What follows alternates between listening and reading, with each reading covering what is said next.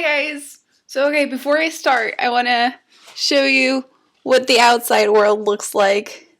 See that? I love when it's snowing. It's so beautiful. Excuse my window. Hi guys! So I'm here today with my top 15 books of 2015 list, and this is in no particular order. I mean, kind of, roughly. The teen number books are probably the books that I liked the least, but I still love them very much, obviously, because they made the list. And the first, like, 3 books are probably the ones that I loved the most, and the number 1 is obviously my favorite. But other than that, there's not much ranking in terms of how much I love them, because that would be impossible for me to film. And even making this list was very, very hard, and obviously there are 15 books here. I read a total of 114 books in 2015. So I had a lot of options, but here are my favorites. Number 15 goes to Cranford. As you can see, this is my penguin cloth bound edition. They are so beautiful, and I liked Cranford for the atmosphere and the characters, not as much for the writing. The pacing is really weird. Like, you get introduced to a character and it seems like that character will have a focal position in the storyline, but then that character dies the next chapter. Cranford was my first Elizabeth Gaskell book.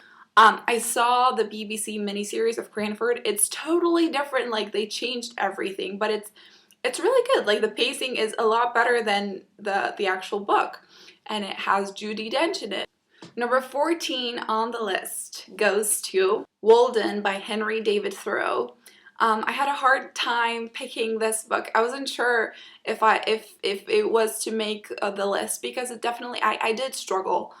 It's highly philosophical. I don't agree with a lot of stuff that he says. I had a hard time going through certain sections. I definitely do think that you don't need to read the entirety of it.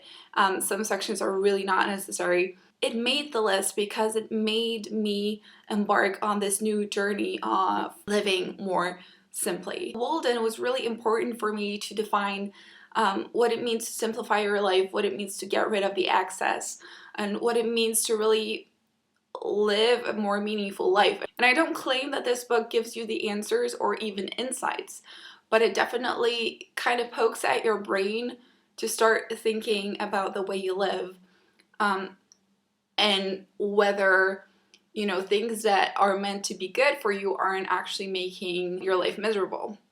So, Walden. Number 13 on the list is Water for Elephants by Sara Gruen. This follows Jacob, a Polish-American vet in the 1930s who is employed by a traveling circus to take care of all of the animals in the circus, but mostly the elephant. And it highlights the relationship between the vet and the elephant, as well as just different dynamics in that circus, as well as other relationships. This was amazing. It was so gripping. Half of the book is narrated by Jacob when he is 23, and that's when he is traveling with the circus, and half of it is narrated by him when he is 90, and he is reflecting on his time then. And just, I thought that the voice of the elderly man, written by a female author, was really, really successful. And also, this book was written during NaNoWriMo. Number 12, The Goldfinch by Donna Tartt. Donna Tartt won the Pulitzer Prize with The Goldfinch. So, I mean, and for a reason. It's interesting how I got interested in this book. It was because I was in Washington, D.C., in a museum, and I met a totally strange man. We started talking, and I shared with him my life story, and he told me, oh, you need to read The Goldfinch. The narrator is like a male counterpart of you. a total stranger in a museum, right? So I bought The Goldfinch, I read it. It's 900 pages long. It took me like 8 days to read it, being a student and having a job.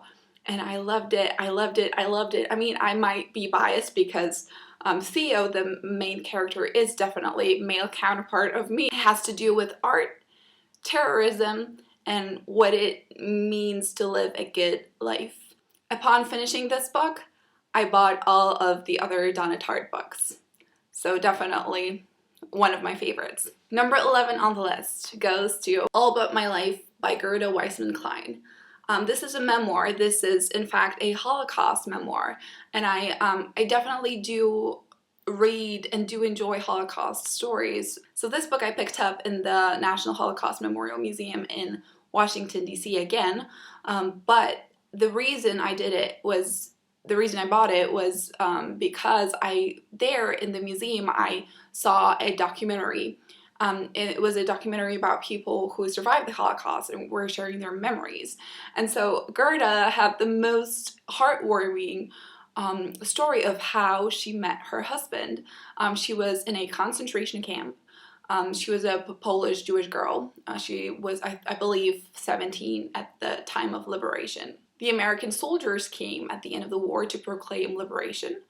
And the soldier who actually came to their camp to liberate them ended up becoming Gerda's husband, and they are still married. And this story was so heartwarming that I had to pick this book up. I read it, I loved it. It's one of those memoirs that, even though it's a Holocaust memoir, and a large part of it takes place in a concentration camp, you can't put it down, and it's not even, like, it's not hard to read. Sections of it are, definitely, but if you are at least a bit used to Holocaust literature, this is really easygoing compared to some of the other stuff. And I definitely do recommend it because the voice of Gerda as a girl, it reminds me a bit of Anne Frank. It's really accessible. I definitely was able to identify with her. Number 10, Mildred Pierce by James M. Cain. I picked this up because I saw the miniseries with Kate Winslet. And she was, as you can see, that's just her right on the cover. And this was written in the 40s. This is an amazing story of a woman with 2 children who gets left by her husband, and to get by and make her living, she decides to open a restaurant. And later on, she becomes a great entrepreneur in her area, and how that changes the dynamic within her family, and how what the success means to her as a woman and as a woman entrepreneur in the 1940s. Recommend it, and watch the series too. It's much more sexual than this book is. This book isn't as sexual as the series is, but I mean, Kate Winslet, so I don't mind. Number 9 on the list is Better Than Before, Mastering the Habits of Our Everyday Lives by Gretchen Rubin. Gretchen Rubin wrote The Happiness Project, which was really big a couple of years ago.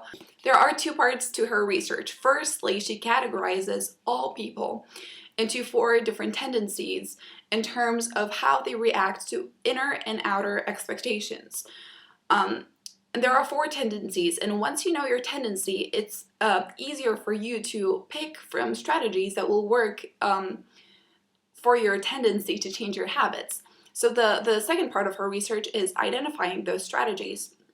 And this, not only was this research fascinating, but it also helped me in very practical ways to change some of my habits and to know myself a little bit more. I definitely do recommend reading this book. But if you don't want to buy it, if you don't want to read it, maybe you don't want to, commit to reading this whole book, at least look up some of her research. I will link it in the description down below because she has a blog and she posts a lot of things about, and she has TED Talks too about the tendencies, about the strategies. It really did help me in a very practical way.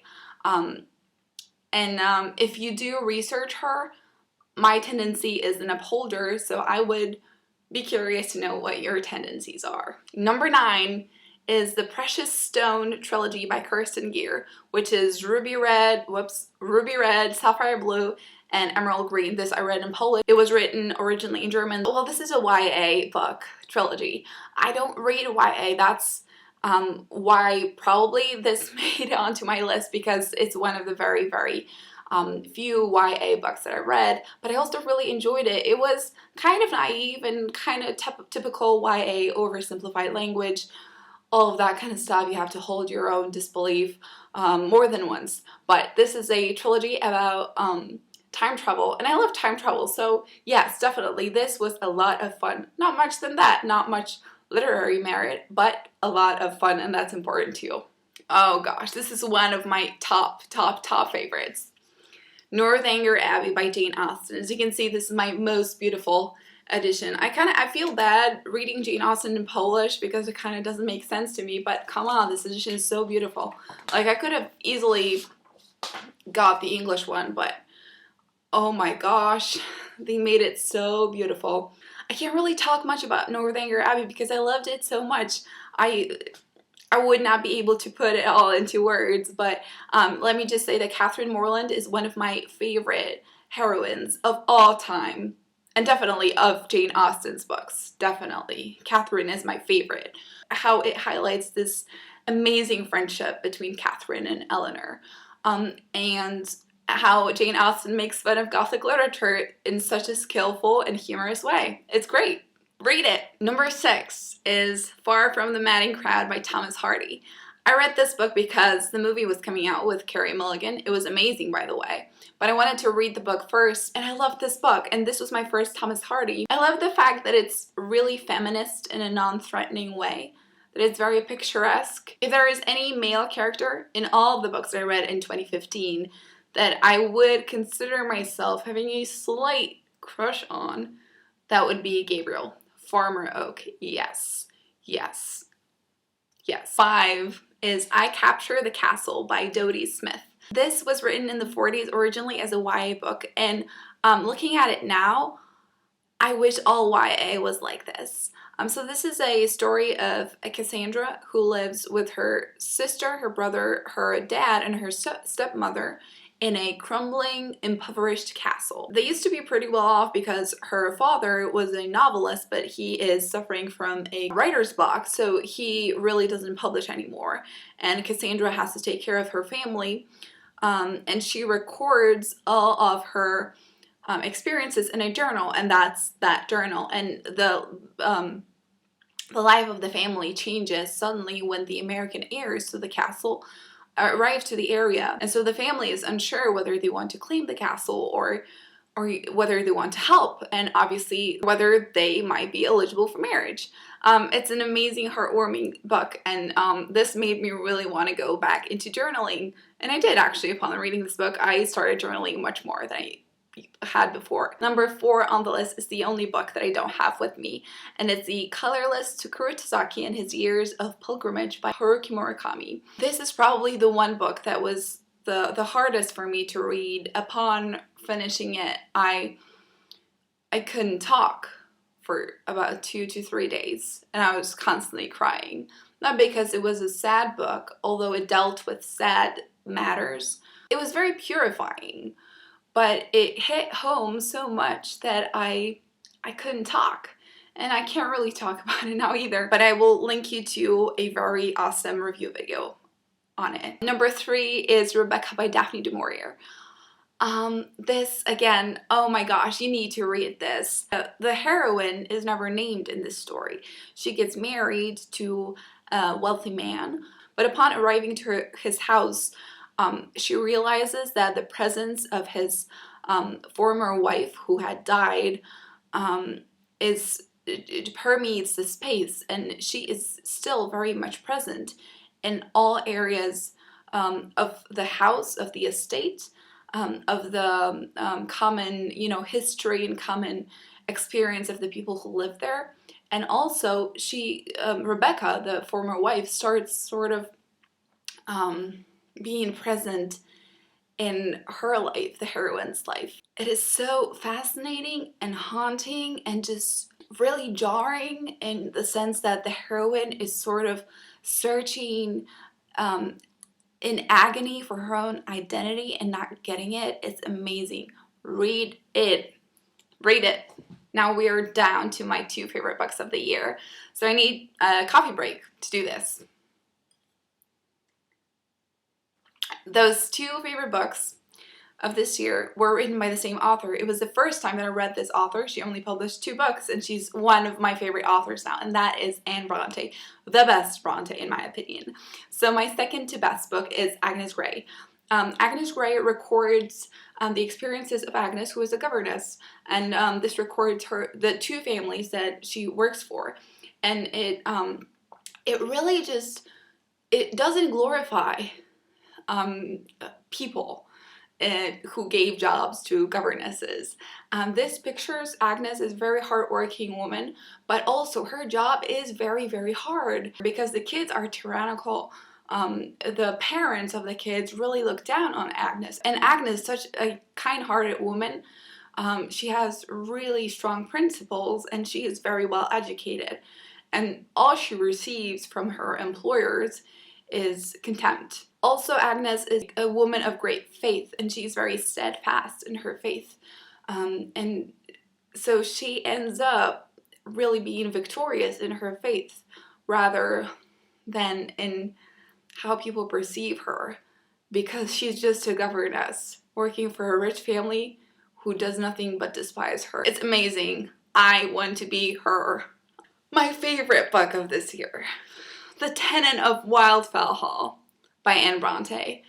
As you can see, it was well loved, and I can show you, I do highlight in my books. So I'm not going to give you the plot line, maybe I'll do a separate video on it. This was so revolutionary in terms of its feminism, and it's important to, I think it's interesting to notice that the feminism of the main character actually, it stemmed from the main character being a very steadfast Christian. Actually, her Christian faith led her to being disobedient to her husband, something that was very, very revolutionary at the time. It's also interesting in how it portrays the artist, the woman artist. The main character is also an artist, and that was also revolutionary. And she makes her living through her art, which is also interesting. But I loved it. When I finished it, I cried because, not because it was a sad book, it was a happy, ending, and it was a very, reasonably happy ending. It wasn't, happy to the point where it's not believable. But I cried for 3 days because when I read the last page of this book, I knew that I read everything that Anne Bronte had ever written. And that I couldn't take it. So I apologize for the length of this video, but I hope you enjoyed it. And Kate, I cannot wait for you to use your new camera in your upcoming videos. And in the future, I'll probably make some more book videos. So yeah, that's all for now, and I will see you soon. Bye!